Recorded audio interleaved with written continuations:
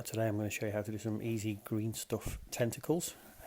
Obviously for whatever model you like, whatever you might want to put a tentacle on, but today I'm doing it on a Death Guard blight hauler for my army.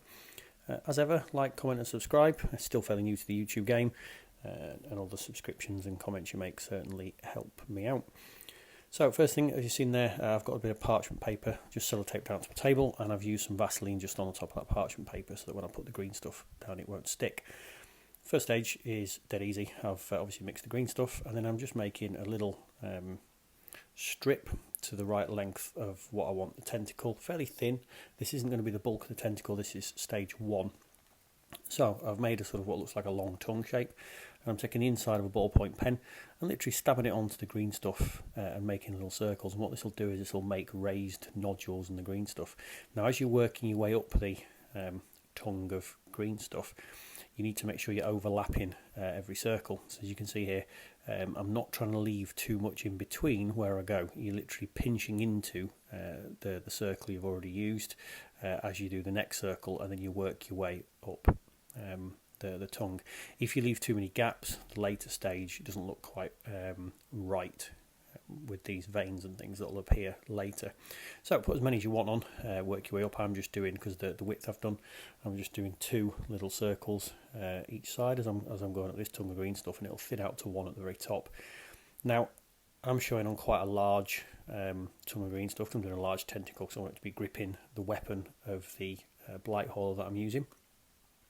But if you wanted to do this for, just a single miniatures arm or even a Titan's arm, whatever you're doing, you just need a smaller or larger thing to stab the tentacle with. So this was just with a inside of a biro, but I've done this before with pen lids, I've done it before with straws, so you can do any sort of size. Now once you got to a point that you've done the stage, it's now trimming off the edge, because you don't want these large lumpy areas at the side. Now because I've obviously Vaselined the piece of paper, it does mean it slides around a lot, so you might need to hold it down like I've done.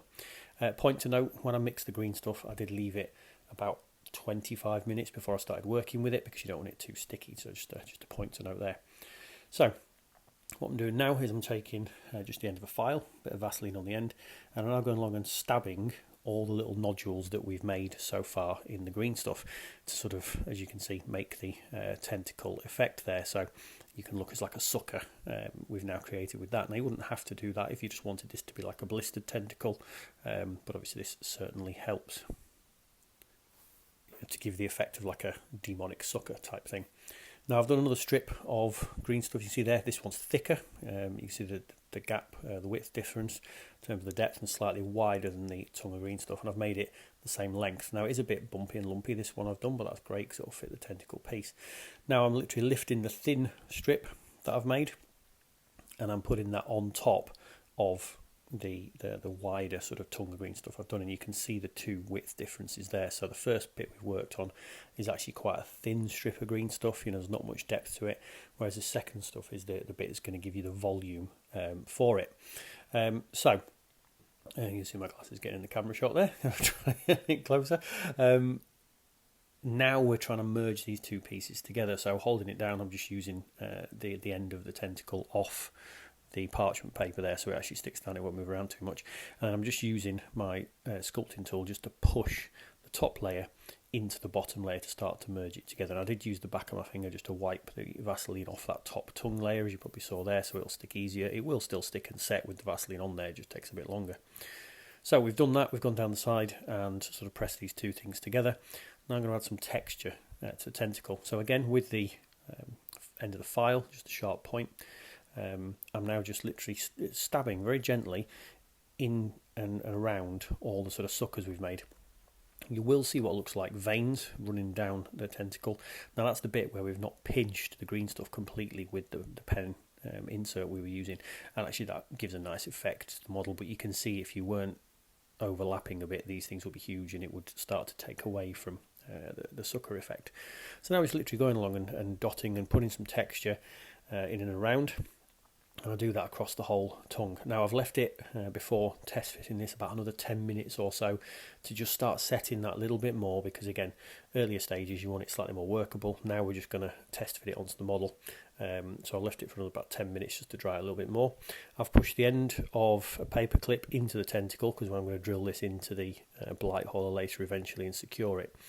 Now, obviously in reality, not that this is reality, but you'd imagine the tentacle would wrap around and the suckers would obviously hold on to the piece, but then you'd not get any detail.